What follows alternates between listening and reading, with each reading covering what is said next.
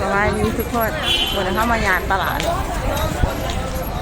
เอาเปล่าเนี่ยเพราะว่าไปเฮ็ดของกินให้เขาต่อกิน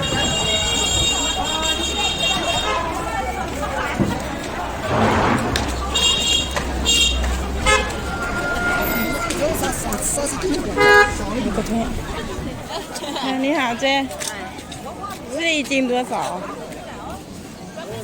不是啊，多少？不是哪一个吃好了呀？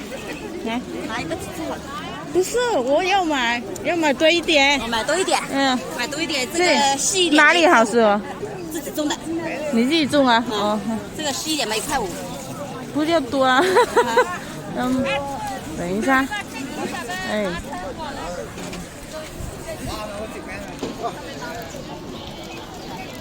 5块7毛。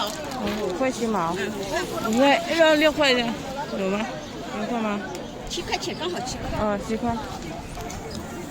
一天200买。这里一斤多少，老板？啊？一斤多少？3块。啊？3块。买一点吧，我一个。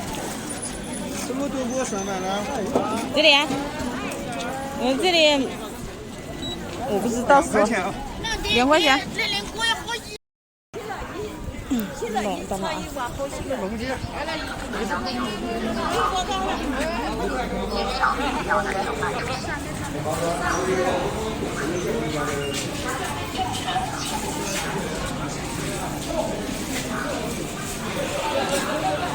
好มาอีกเทื่อนึงมาซื้อ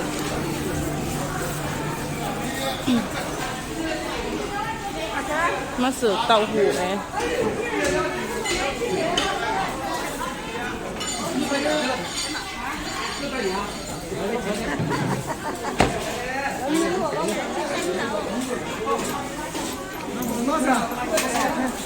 他比不拉买，都不拉便宜点，没事的这个。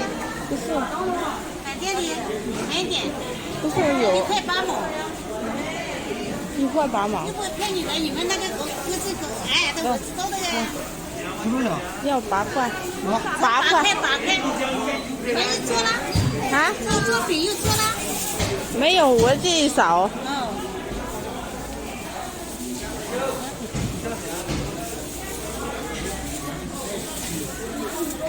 ไก่งั้นซื้อแล้วเนาะเอาซื้อเต้าหู้แล้วซื้อเต้าหู้เมื่อไหร่บ้างเนี่ย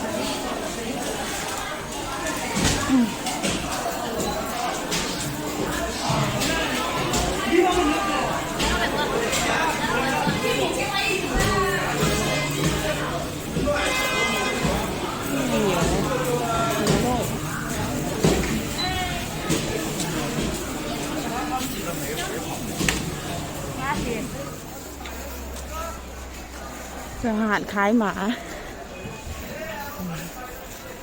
ที่ได้สีง่วงสีง่วง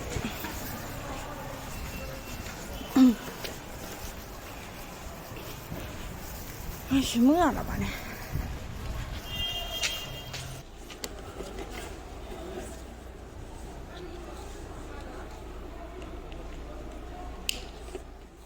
ก่อนท่าสิกรรมท่าสิผ้าไปหล่อนะท่าสิผ้าหล่อไปทางไหนไปเลย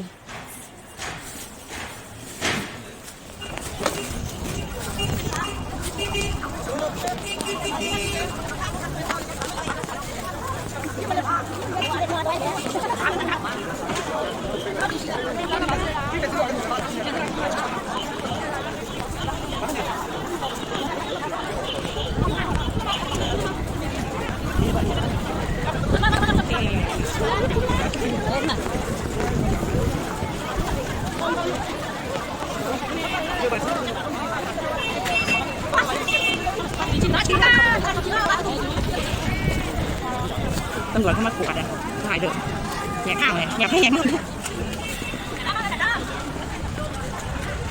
แต่ตอนนี้โควิดทันเต็มเลยคนน้อยไร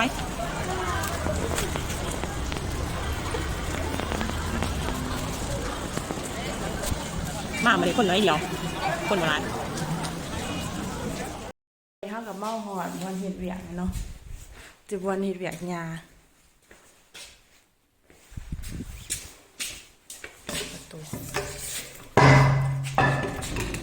จะ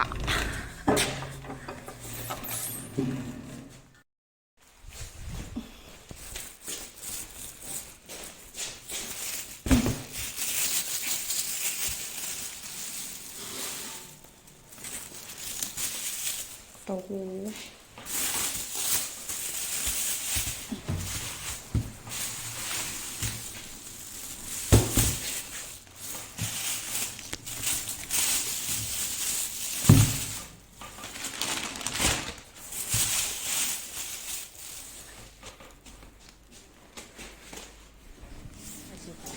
ยังเมื่อเหือ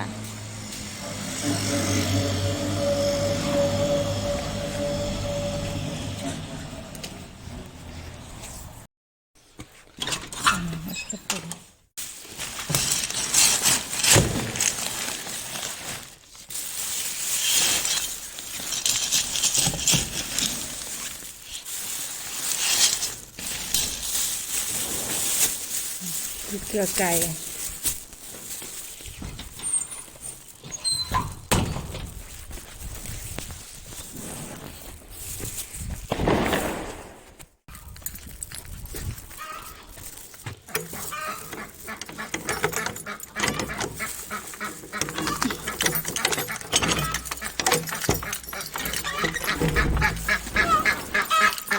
ลกห้าง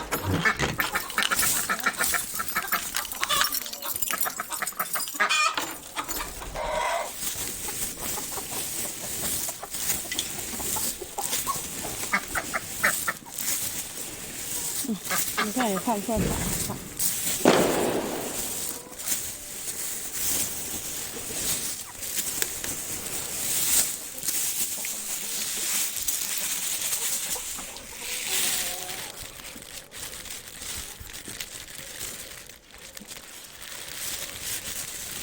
ไข่เลยนี่ต้นสวยมันไข่เหมือนนึงเลย6-7 หน่วย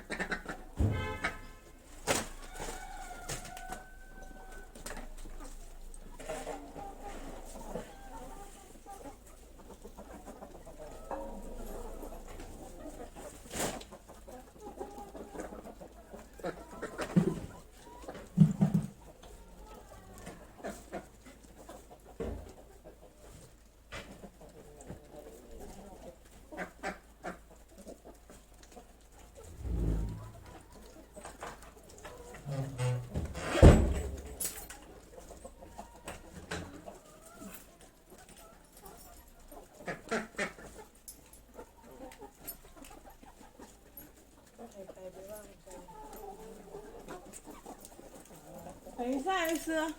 我有空了，我给你洗。哦，对了。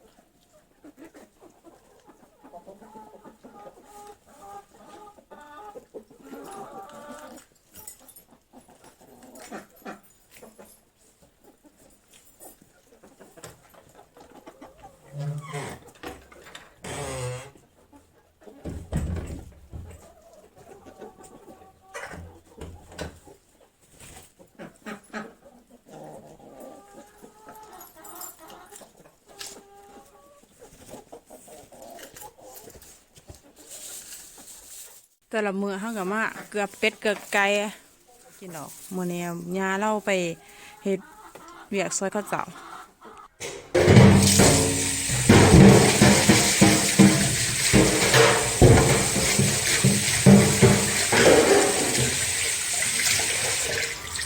ตอนนี้เฮาก็มาเฮ็ดกินมื้อจักสิเฮ็ดหยังกิน